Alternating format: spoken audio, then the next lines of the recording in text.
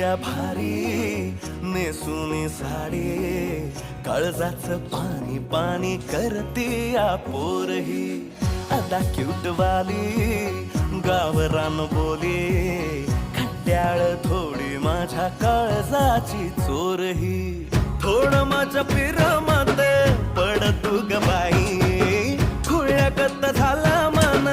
तुझ्याच पायी आता मला लागली या लग्नाची घाई नाही आता बोलू नको अग माझी राणी होशील का या पठ्याची सोबर घरवाली